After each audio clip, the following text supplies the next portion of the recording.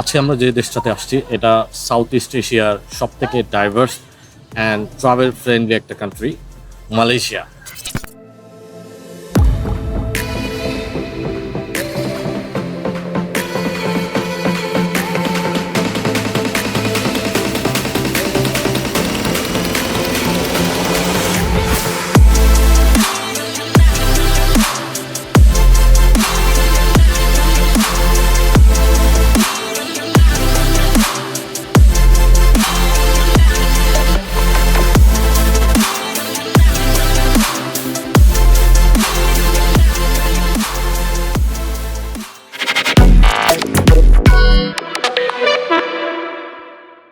আমরা মালয়েশিয়া আসছিলাম আজকে সকালে, সিঙ্গাপুর থেকে মালয়েশিয়া আসছি বাসে। দেন আমাদের ইমিগ্রেশনের কথা যদি বলতে হয়, ইমিগ্রেশন ছিল খুবই স্মুথ, মেবি 2-3 মিনিটের মতো সময় লাগছে।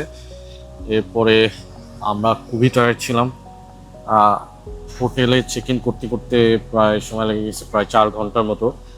অ্যান্ড বাসে সিঙ্গাপুর থেকে আসার জন্য সময় লাগছে অ্যারাউন্ড 5.5 ঘন্টা।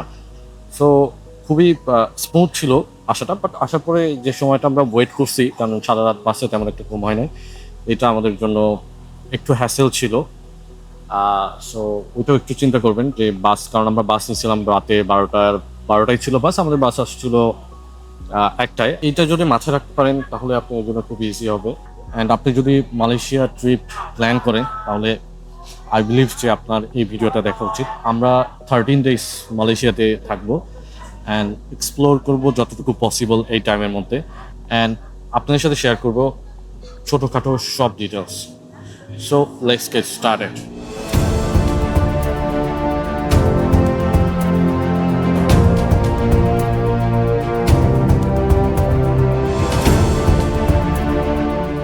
আজকের এই এপিসোডে আমরা এক্সপ্লোর করব এমন দুটো জায়গা যেখানে কালচার, নেচার আর অ্যাডভেঞ্চার একসাথে মিশে আছে।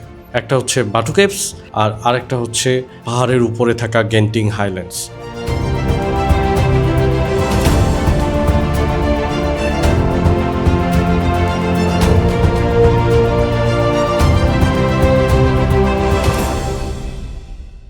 আমরা এখন কুয়ালালামপুর থেকে বের হয়ে বাটু কেভসের দিকে যাচ্ছি। মালয়েশিয়ার একটা জিনিস আমার খুবই নোটিসেবল লাগে, এই সিটি প্ল্যানিং আর ক্লিননেস। একদম স্মুথ রাস্তা আর অর্গানাইজ ট্রাফিক, আর ধীরে ধীরে সিটি থেকে একটু লোকাল ভাইবে শিফট হওয়া। এই ছোট ছোট ট্রানজিশনগুলোই অ্যাকচুয়ালি ট্রাভেল এক্সপিরিয়েন্সকে ইন্টারেস্টিং করে তোলে। কুয়ালালামপুর সিটি থেকে বাটু কেভসের দূরত্ব খুব বেশি না, অ্যারাউন্ড 30 মিনিটের মতো সময় লাগে, কিন্তু এই সময়টার মধ্যেই এনভায়রনমেন্ট পুরো চেঞ্জ হয়ে যায়। আমরা এখন বাটু কেভসে।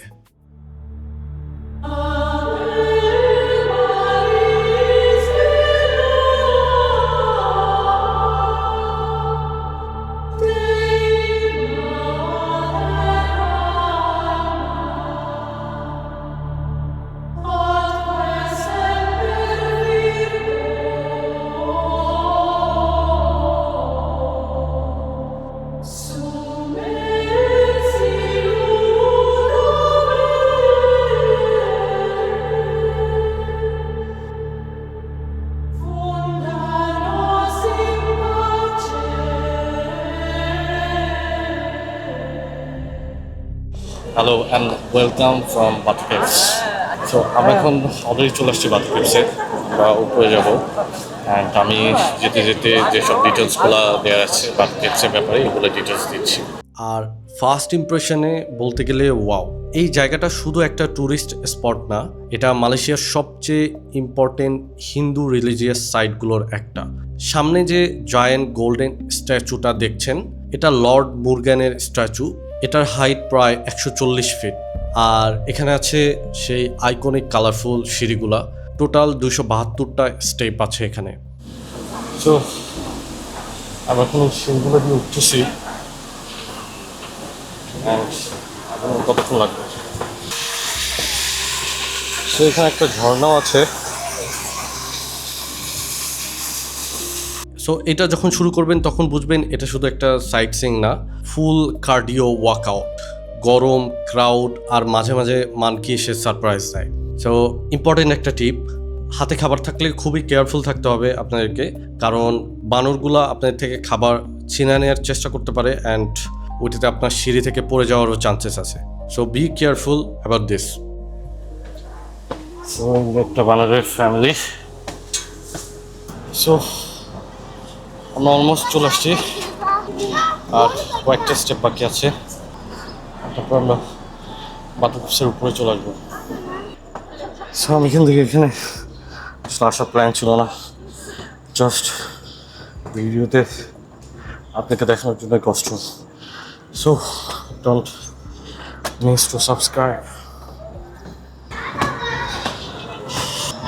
আর ফাইনালি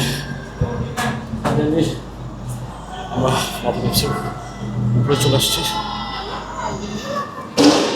আমরা একটু সামনে আগাবো, দেখবো কি আছে। তার আগে 5 মিনিট রেস্ট নেওয়া দরকার। কিন্তু উপরে ওঠার পরে পুরো ভাইব চেঞ্জ হয়ে যায়। এটা একটা ন্যাচারাল লাইমস্টোন কেভ। বিউটিফুল। ভিতরে যে স্ট্রাকচার আছে, ন্যাচারাল স্ট্রাকচার, ইটস অ্যামেজিং। সেখানে একটা টেম্পল দেখতেছি, টেম্পলের নাম হচ্ছে শ্রী বেল্লামপুত্র টেম্পল। ওই টাইপের কিছু, আমি মেবি ঠিকভাবে প্রনাউন্স করতে পারতেছি না। শুধু পাখি না, অনেক বাদর আছে। আমাদের সামনে দেখতেছি আরেকটা সিঁড়ি আছে, আই ডোন্ট নো এটা কই যায়। এই জায়গাটার বাইরে আউটসাইড হাসেল, কিন্তু ভিতরে ইনসাইড একটা কামনেস আছে। সো এই কন্ট্রাস্টটাই আসলে এই জায়গাটাকে অনেক স্পেশাল বানায়। আবার সিঁড়ি দিয়ে উঠতে হবে, but as I have to make videos, so maybe না আমার উপর যাইতেই হবে। So let's go.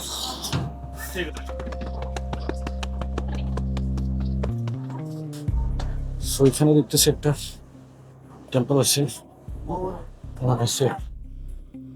উপরে ওপেন হোল দিয়ে সানলাইট ঢুকতেছে, আর ভিতরের টেম্পল একদম সিনেমেটিক লাগে।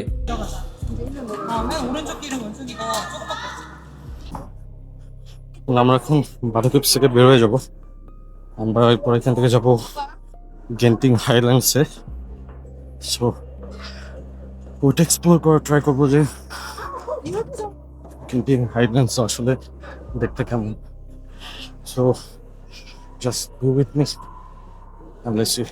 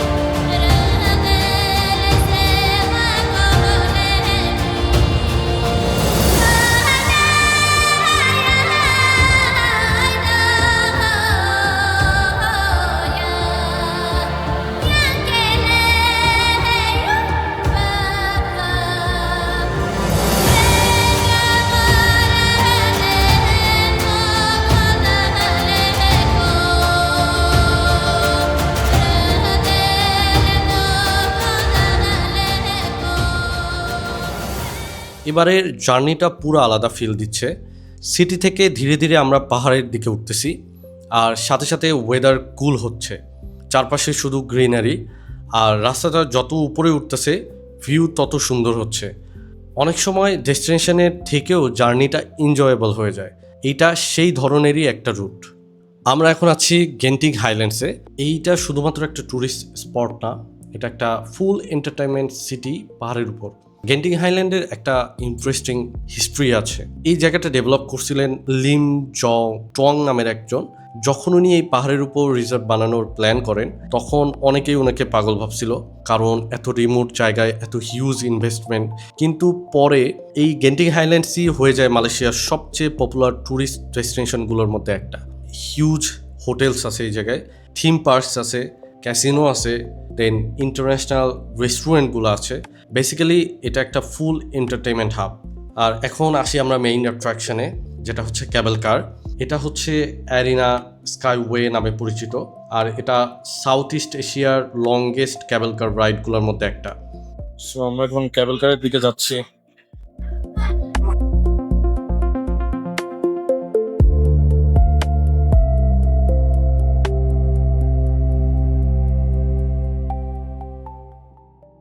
আমরা প্রথমে ক্যাবেল কারে উঠে নিচে নামতেছি।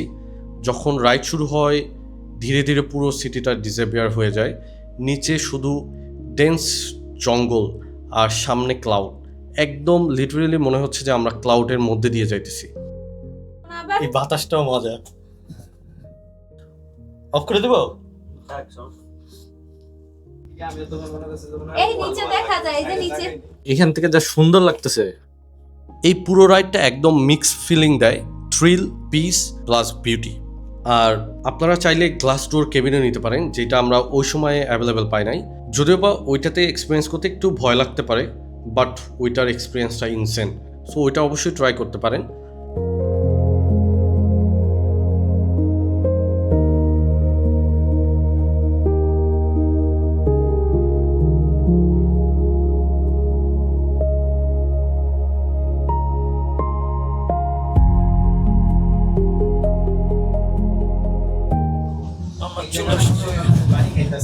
হ্যাঁ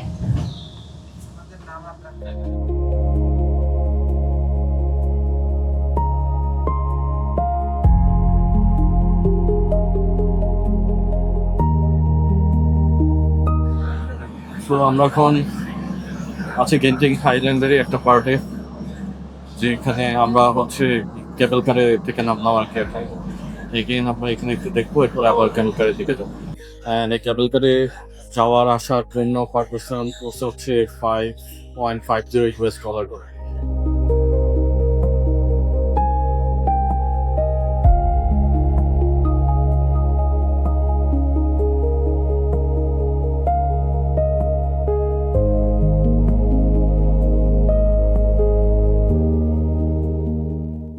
আমরা এখন উপরে যাওয়ার জন্য ক্যাবেল কারে উঠবো।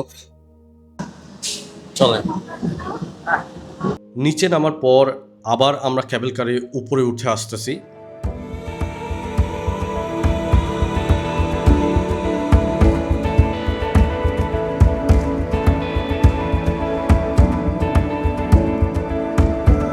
রিটার্ন জার্নিটা ইভেন মোর বিউটিফুল লাগতেছে।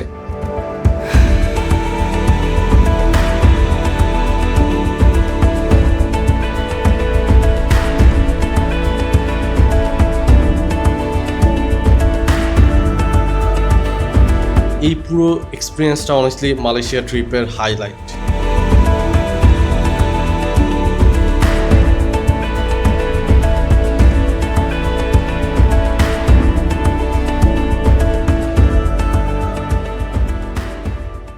তো এটা ছিল গেন্টিং হাইল্যান্ডস, একটা জায়গা যেখানে একটা ক্রেজি আইডিয়া আজকে রিয়েলিটি হয়ে দাঁড়িয়েছে।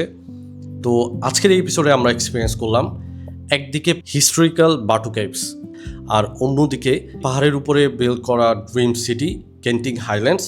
এই দুইটার কন্ট্রাস্ট এইটাই মালয়েশিয়াকে স্পেশাল বানায়। অ্যান্ড নেক্সট এপিসোডে আমরা আরও ইন্টারেস্টিং কিছু জায়গা এক্সপ্লোর করব। So stay tune. যদি এই ভিডিওটা ভালো লাগে অবশ্যই লাইক করবেন, অ্যান্ড কমেন্ট করে আপনার কিছু জানানোর থাকলে এটা করতে পারেন। And of course you can share this with your friends and family. Thank you for watching this whole video.